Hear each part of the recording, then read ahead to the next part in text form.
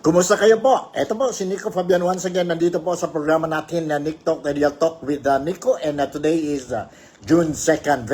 Very important day para sa mga Filipinos po. Mga politicians, mga government officials po. This is a very important day. But anyway, before going any further, I would like to say magandang gabi sa inyong lahat ng mga countrymen ko po dito sa Malaysia, particularly dito po sa Sabah. Kumusta kayo? And welcome po sa programa natin, NikTok, The Real Talk with Nico. And mayroon mga importanteng sabihin natin mga topics that we are going to discuss or share with you po, no? Supported by video clips of footages po, which I managed to record today dyan po sa Pilipinas. Mayroon mga importanteng meeting na ginawa today, June 2nd. Because today po, for your information, mga kababayan ko dito po sa Sabah and sa Malaysia in general, and also to our friends, mga Malaysianos, mga Malaysians dito po sa country ng Malaysia,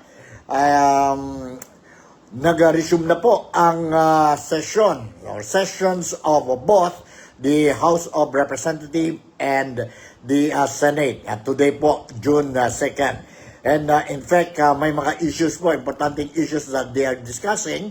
And of course, the most very hot issue po ngayon sa Pilipinas, and very concern ang mga sabihin natin ang mga Filipinos, is ito pong impeachment ni Inday Sara Duterte. It was supposed today would be the reading of articles of impeachment of Inday Sara Duterte, but no less than few days ago, no less than the Senate President, si Senator Chis Escudero, announced that from June 2nd, it is now moved to June 11. So nagiging controversial issue na naman ito po, especially those who are against or those who are complaining the delay of the impeachment trial of Inday Sara Duterte. Okay? Now, I'm going to share with you several footages of very important people coming out with statements or commenting their or reactions, ang mga reactions nila po regarding itong impeachment of Inday Sara Duterte. Now, one of them is, ito na po, si Attorney Romulo Macadintal. He is a veteran election lawyer. And very popular dyan po sa Pilipinas. Mayroon tayo po ang no other than the Senate President, si Senator Chis Escudero. May video clips din tayo po. Mayroon din tayo ang comment or reaction na coming from the outgoing Senator, si Coco Pimentel. And mayroon din tayo po outgoing Senator, si Senator Francis Tolentino. Nag-usap din po. And mayroon din tayo statement na coming from Risa or Senator Risa Antoveras, no?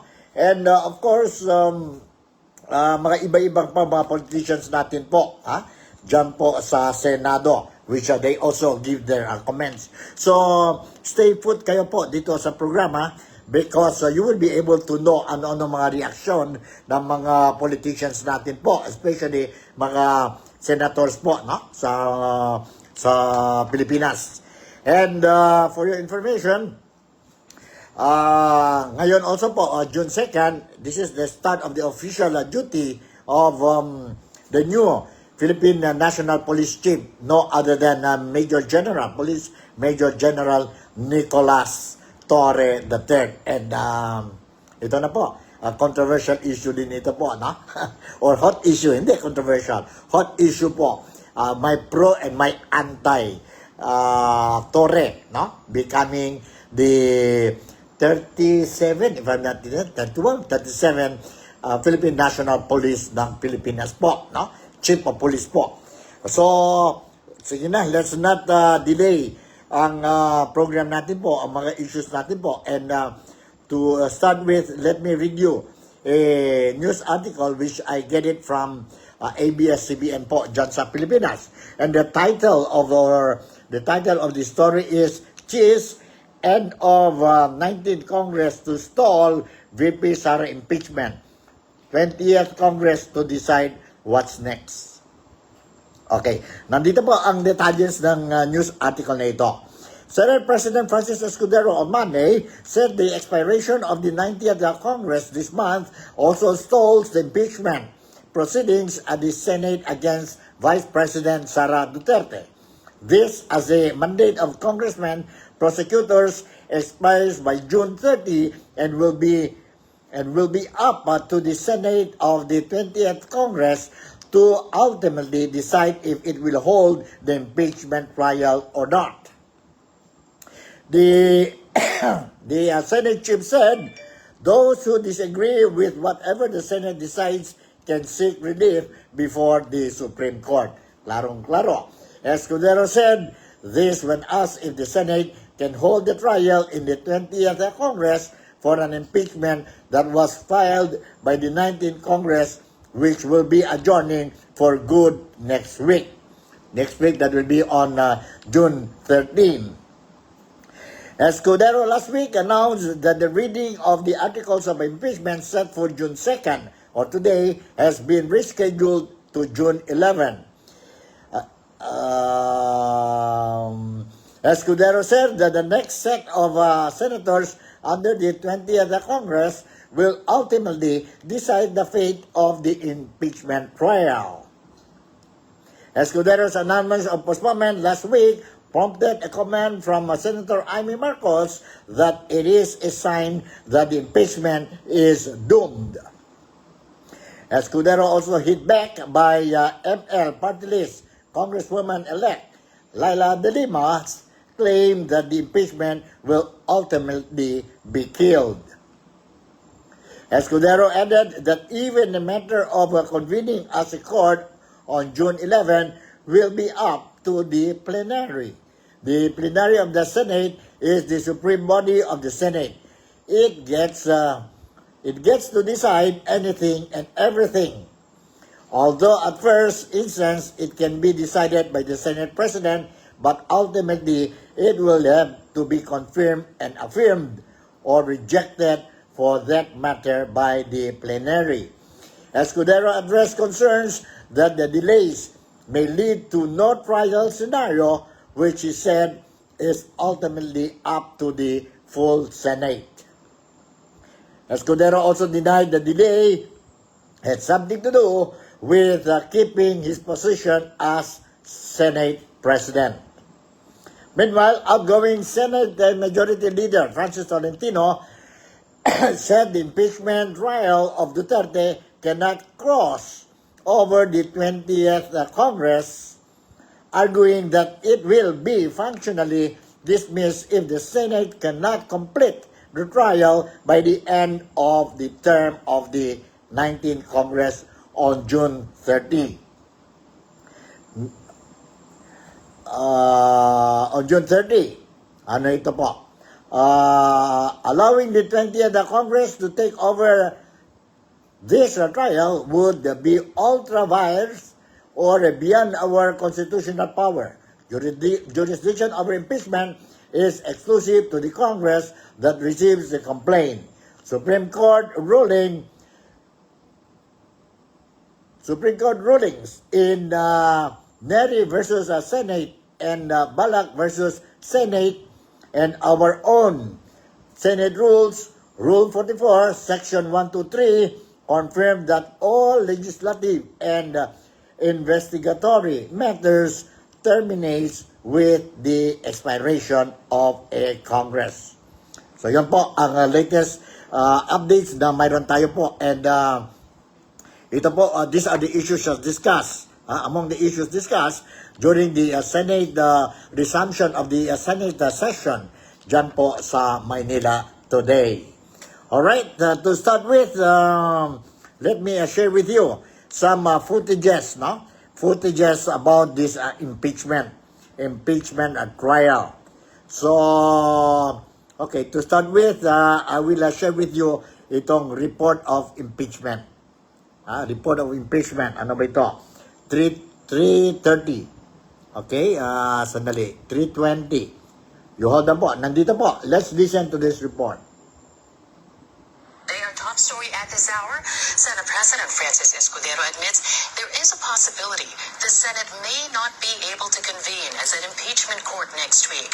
Escudero earlier postponed the presentation of the articles of impeachment against Vice President Sara Duterte from today, June 2 to June 11, citing the need to pass key legislation before the end of the 19th Congress.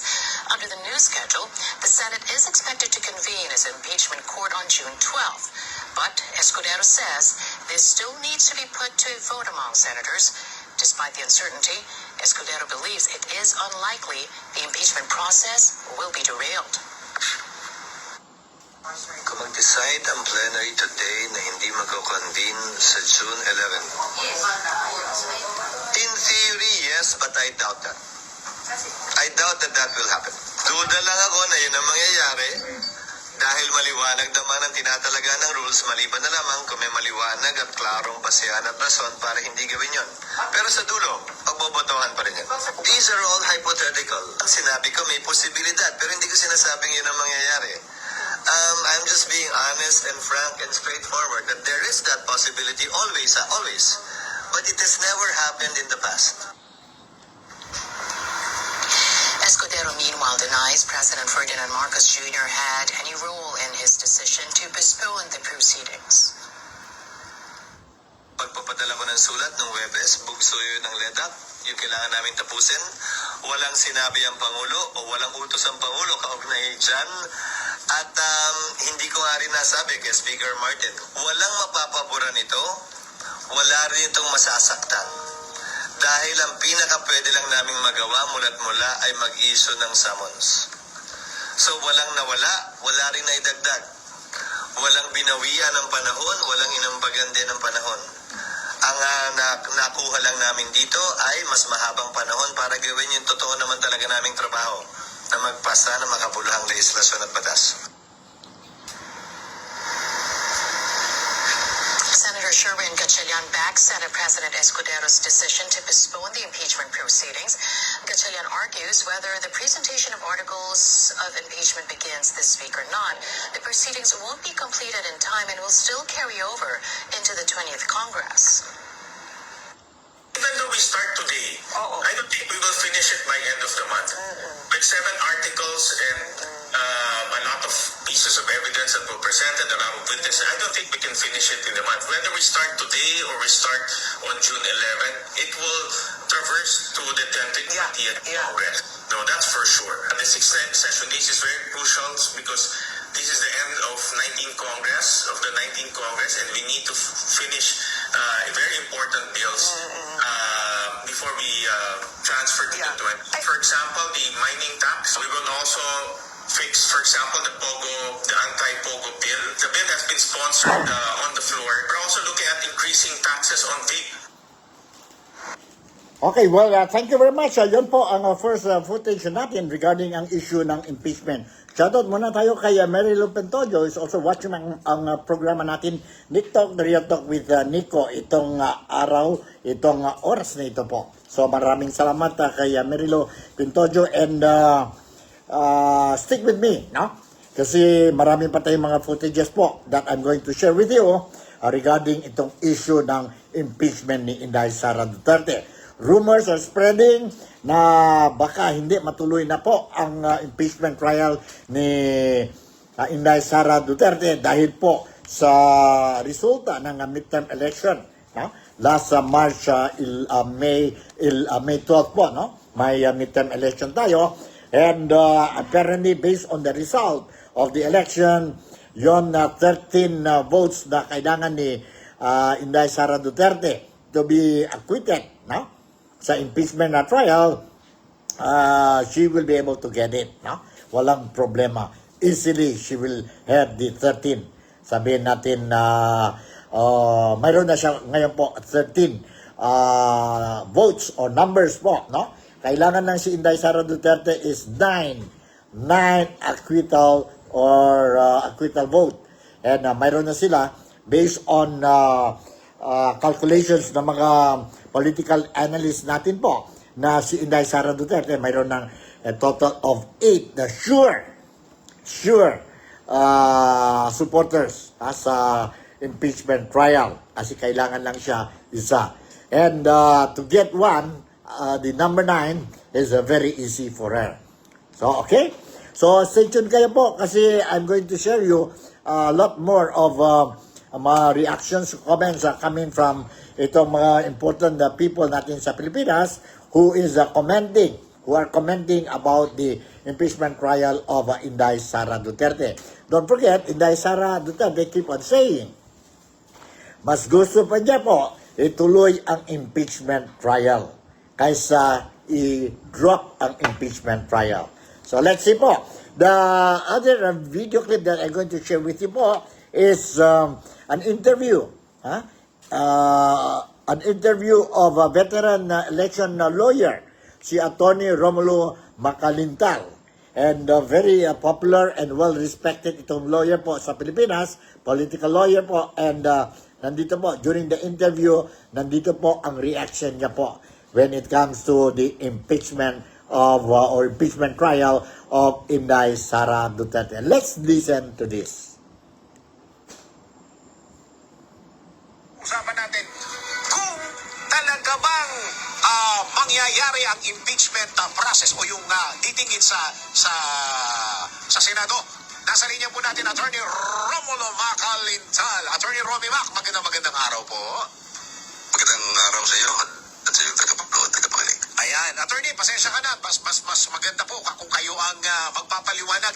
Ito, unahin ko po muna ito. Talaga po bang, kasi dati, nung last na usapan natin at pinag-usapan po natin yung impeachment, Attorney, parang malabong kapag nagtapos na yung 19th Congress, dapat hindi na-aasikasuhin ng 20th Congress. Attorney, tama? Ganun yung ating punto. Yun. Yes. So ngayon, ang tanong ng mga Pilipino, tutuloy ba ito sa 20th Congress at hindi na pag-uusapan yung salitang fourth with na yun? Dahil ngayon, parang ang preparasyon po yata nila, Attorney, naurong eh. Yes, pero yan talagang tatawid ngayon yan. Ang issue ngayon pwede bang itawid yan from 19th to 20th Congress? Yun. Kasi ang sinasabi kasi ng Senate rules, sa rules mismo ng Senado, lahat ng mga pending matters and proceedings, remember the words, matters and proceedings, lahat na nakapindi na yan sa old Senate, terminated na yan. As always, space for stickers. Travel crazy with Traveloka. Fly to thousands of destinations with us. Book now. Hair trauma? Double-ended eyeliner stick. Press and release. It's done in 1 second. Pero pwede yung bagong Senado, i-take up yan, pero ituturing yan na bagong reklamo o bagong matter or proceedings. So pag itinuring mo yan na bago, maaari sabihin ni Sara na, bago yan, itong pangalawang impeachment ko na yan. Kaya ang mangyayari dyan ay, hindi na ako po pwedeng makasuhan dahil sa ikalawan na yan sa loob ng isang taon. At ipinagbabawal sa ating saligang batas ang dalawang impeachment sa loob ng isang taon laban sa isang impeachable official. So yun na yung magiging tinatawag na issue of jurisdiction. Ibig sabihin, may kapangyarihan pa ba ang 20th Congress, ang 20th Senate na yan na i-take up itong impeachment na ito na isinampa noong 19th Senate. So pag yan ay kinwestiyon ngayon ni Sara, sasabihin niya, we need to dismiss because you have no jurisdiction, wala na kayo kapangyarihan. Dahil sa galing pa sa lumang Senado, itong bagong Senado ito walang kapangyarihan. So I file a motion to dismiss. Pagka nag-rule ngayon ang Senado, i-dismiss pa o hindi, malalaman ngayon ni Sara sino ang kanyang mga kaalyado. Kasi sa botohan yan, malalaman na niya. Kasi kailangan dyan para mag-grant yan o anumang desisyon, 13 ang buboto kung pagbibigyan siya o hindi siya pagbibigyan. So, dyan makikita kanya, sino ba itong mga senador na ito na kampi sa akin? Ngayon, kung yan na may i-dismiss, wala nang problema. Ibig sabihin, 13 ang pumapanig sa kanya. Kaya, sa madaling salita, sa madaling panahon, malalaman agad niya kung sino ang kanyang kaalyado dyan sa Senado.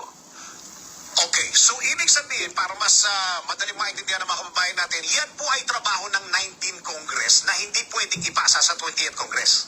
Yun ang sinasabi ngayon ng panig ni Sara, hindi pwedeng ipasa yan doon. At hindi naman ang mga ibang mga pahiwatig sa mga desisyon ng ating Korte Suprema Kasi sinasabi ng Korte Suprema sa isang kaso na kung yan ay pwedeng itawid, bakit sinasabi ng panuntunan o rules ng Senado na lahat ng pending matters ay terminated? Kung yun ay sinatawag na continuing body ng Senado, bakit sinasabi pa nila na yung luma ay hindi na pwedeng itawid sa bago?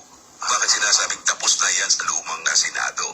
So, yun ang magiging issue ngayon sa ating Senate Impeachment Court na yan. So ang luma ay 19th, yung bago 20th. Yung 20th. Kaya yan ngayon ang pinagtatalunan kung pwede ba niyang itawid o hindi pwedeng itawid. At yan ay pagka naging issue ng jurisdiction sa unang salta pa lamang pagkapaintindihan na kung sino ang para kay Sara at kung sino hindi para kanya. Ito pa ho, gusto kong yung binanggit nyo kanina, kapag rules po ng Senado, paano ito? Hindi pwede pakialaman ng Korte Suprema? Ay, hindi pwede pakialaman ng Korte Suprema yan. Maliban na lamang kung lalabagin ng mga senador yung rule ng mga Senado. Pero pagka yan ay hindi nila nilalabag, ay hindi pwedeng pakialaman ng Korte Suprema yan. Kasi rules nila yan eh. Sila ang kumuha niyan. Sila nakakaintindi niyan. So hindi pwedeng sabihin ng Senado, pag-i-interpret nga nyo itong aming rules at sabihin ng Suprema, bakit naman i-interpret niya? Kayo gumawa niyan. Ano malay namin dyan sa inyong ginagawa niyan? Yan ay political issue na kayo ang po pwedeng mag-determine yan. Pero kung halimbawa ay mali, ang kailangang boto ay 2/3 pero binutukan na ng 1/3, bawal yan. Hindi po pwede yan. Pero kung sinusunod nila yung pahantunan, hindi pwedeng makialam ang Korte Suprema. Okay, yun po ang explanation ni Attorney Romulo Macalintal, ang veteran election lawyer dyan po sa Pilipinas, and he is very well-versed when it comes to itong mga election stories po, no? And when it comes to political conflicts o mga political issues po dyan sa Pilipinas. Well-respected ito po si Attorney Romulo Macalintal. Alright, let's move on to another video clip, and this time around, yung manifestation ni outgoing Senator Coco Pimentel Jr. Kaninang hapon po, dyan po sa Senate session, dyan po sa Maynila. Let's listen to the manifestation of outgoing Senator Coco Pimentel. And alam niyo po, si Senator Coco Pimentel po is one senator who, from the very beginning, wants that the impeachment trial of Inday Sara Duterte should not be delayed. No? Should not be delayed. Gusto-gusto niya po na ituloy talaga ang impeachment trial ni Sara Duterte or Vice President Sara Duterte. Let's listen to him. Saan ba ito? 425, saan ito? You hold on, ha? 4, hold on, sandali lang po. Let's check ang ano natin. Ang 405. 405. Nandito po. Let's listen to outgoing Senator Coco Pimentel Jr. For giving me your permission to make this manifestation on the topic touched earlier by our majority leader, Mr. President. This is the issue of whether the impeachment complaint transmitted by the House of Representatives to this Senate last February 5, 2025 can cross over to the Senate of the 20th Congress. Well, Mr. President and my dear colleagues, doubts have been publicly expressed by certain personalities whether the trial of the impeachment complaint against the Vice President can continue or cross over into the 20th Congress. I wish to share and put on the record some of my thoughts on this particular issue. Article 11, Section 3, Paragraph 6 of the Philippine Constitution provides that, and I quote, "The Senate shall have the sole power to to try and decide all cases of impeachment.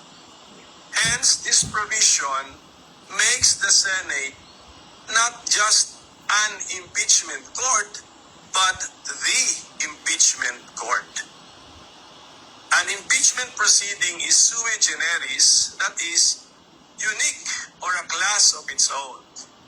In Republic versus Sereno, it is described as a proceeding exercised by the legislative as representatives of the sovereign to vindicate the breach of the trust reposed by the people in the hands of the public officer by determining the public officer's fitness to stay in office. While the form, procedure, and substantive arguments in impeachments remind us of a court trial, it also has the characteristics of a political process. The decision-making process in impeachment is not governed by any fixed or binding standard of proof, allowing for broad discretion on the part of the members of the impeachment court when they make their final decision on the case.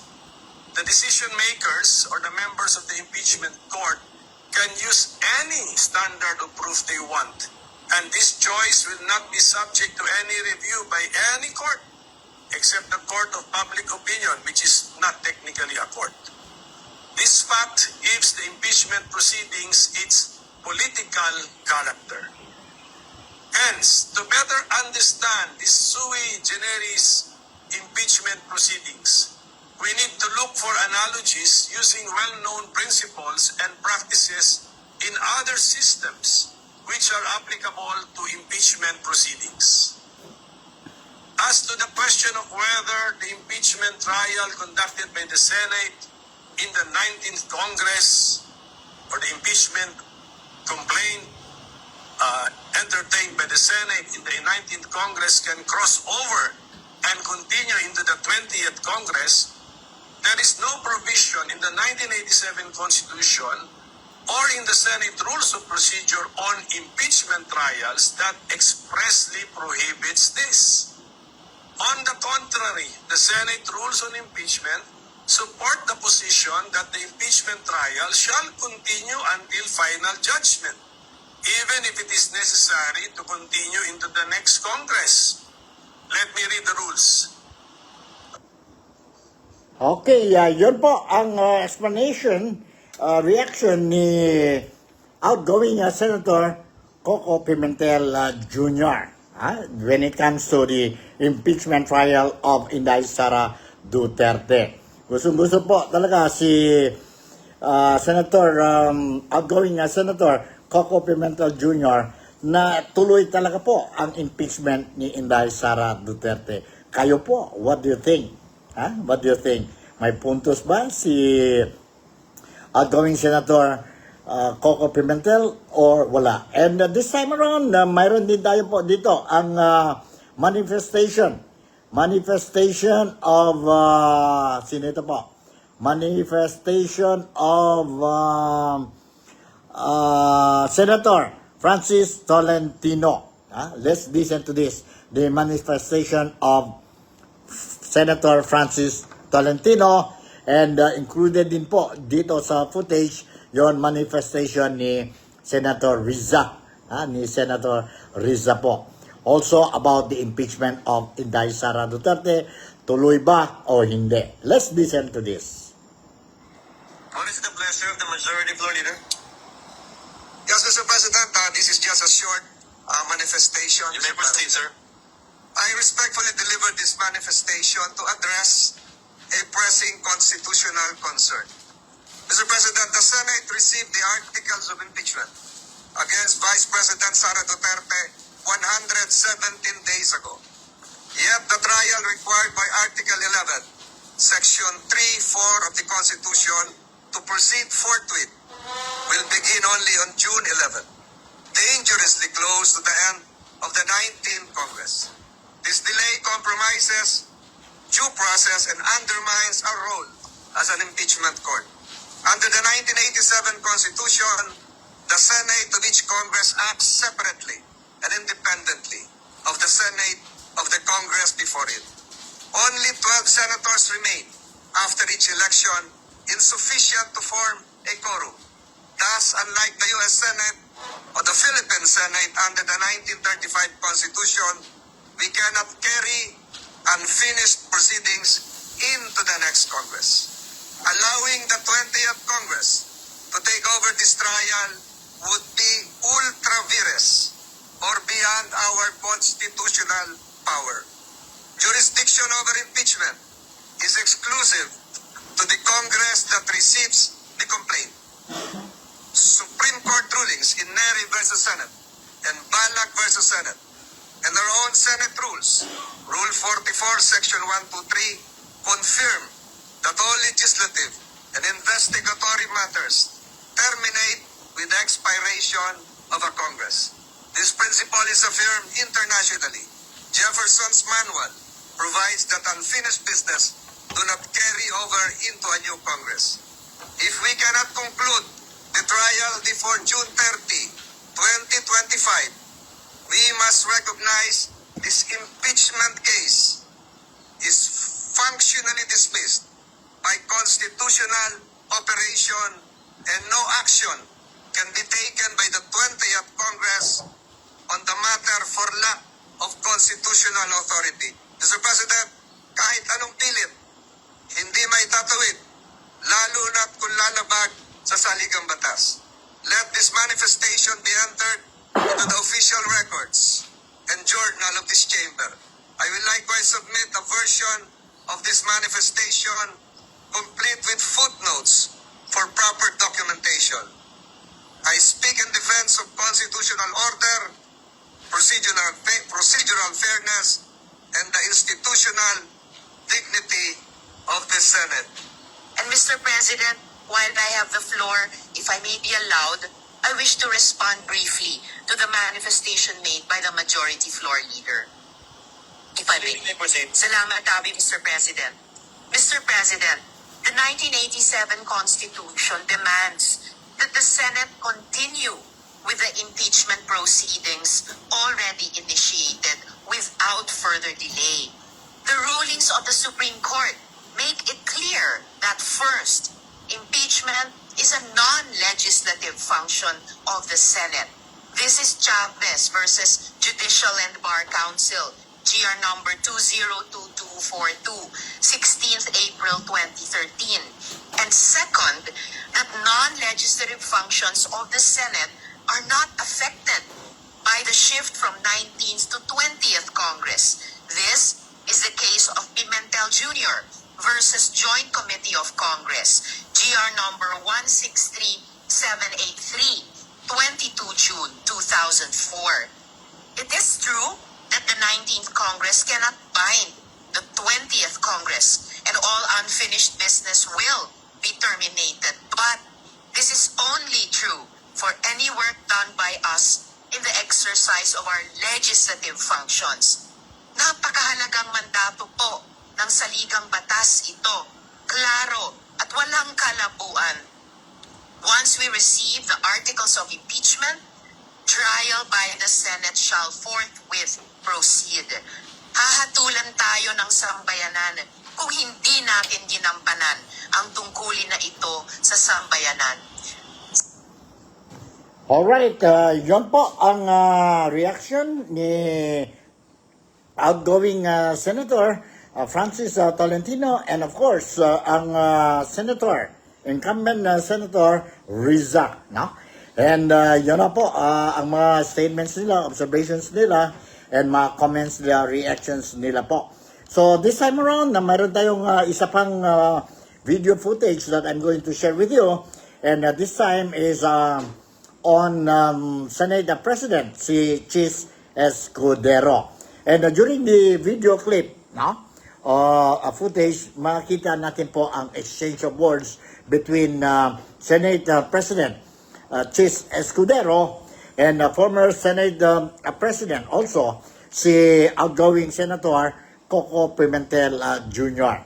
Let's listen to this. I think this will be my final video clip. Medyo late tayo ngayon ang NikTok, the Real Talk with Nico, dahil po I was monitoring talaga ang resumption of the Senate session po dyan sa Manila, and at the same time I was also monitoring ang resumption of the session of the House of Representatives. That's why gabi na tayo po na gawa ang episode natin for June 2nd. So nandito po, let's listen to Senate President Chis Escudero. As an impeachment court, because again, mere receipt by the SecGen does not operationalize or start the process of impeachment. Any communication, and that is a communication from the House, must be referred by plenary to the appropriate committee for proper action. That in turn will now trigger, if at all, the convening of the impeachment court, where the regular processes would now be followed, such as the issuance of summons, etc., etc. May we know the rule, Mr. President, that it should be, may we know the specific rule? Is that in the rules, or is that by practice or costumbre? Tingnan nyo, ano rule? Under Rule 3, Paragraph 2, upon presentation of the articles to the Senate shall specify the date and time for the consideration of the articles. Yes, but So the articles need to be presented to the Senate. yes, so your Honor is reading our Senate impeachment rules. Yes. Correct. So when we use the Senate in the Senate impeachment rules, we're talking about, we could be talking about the Senate as the impeachment court. Because We it's the have- Senate. And by virtue of the procedure in Articles 1 to 3, we have not yet convened the court, Your Honor. For example, succeeding rules in our impeachment rules, 4 onwards, would pertain to the Senate already as an impeachment court, because that is already the trial proper beginning with the issuance of summons. Mr. President, the second sentence already contradicts His Honor, because it says, second sentence of that second paragraph of Rule 3, unless the Senate provides otherwise, it shall continue in session from day to day. Session na yan as court. Kasi until final judgment Yun na yun So, the use of, when we use Senate, in the Senate impeachment rules, we refer to the Senate as the court. Mr. President, according to the Secretariat, Your Honor, the dividing line is when we take our oath as senator judges and convene as such. Because we will be wearing 2 hats, Your Honor. As senators, performing our legislative and legislative function, and as members of the impeachment court, performing our sui generis function. And these are 2 distinct, if at all, acts and functions that we would be performing. That's why we have to adjourn session and convene as an impeachment court, and vice versa if we want to revert back as a plenary. Well, Mr. Okay, yan po ang exchange of words between incumbent Senate President, si Senator Francis Chis Escudero, and former Senate President, also si Senator Coco Pimentel Jr. Outgoing Senator na ito po, si Coco Pimentel, no? Si Coco Pimentel. And ang issue po is on yon sabihin natin impeachment ni Inday Sara Duterte. Sa palagay ninyo po, dapat ba tuloy ang impeachment ni Inday Sara Duterte despite ang mga Filipinos, remember ang mga Filipinos, including incumbent president of the Philippines, si Bongbong or si Ferdinand Bongbong Marcos Jr. Again, this week or last week, repeated that he's not in favor of the impeachment of Inday Sara Duterte. And if you remember, last February, siguro, February ba yun? Yun, INC a prayer rally in support of the statement of Bongbong Marcos Jr. on not to push through ang impeachment trial ni Inday Sara Duterte. Yet, despite of the prayer rally carried out by INC or Iglesia ni Cristo and supported by many Filipinos, that was nationwide. More than 3, 4, 5 million people participated in the rally, yet the Congress pushed through with the impeachment complaint against Sara Duterte.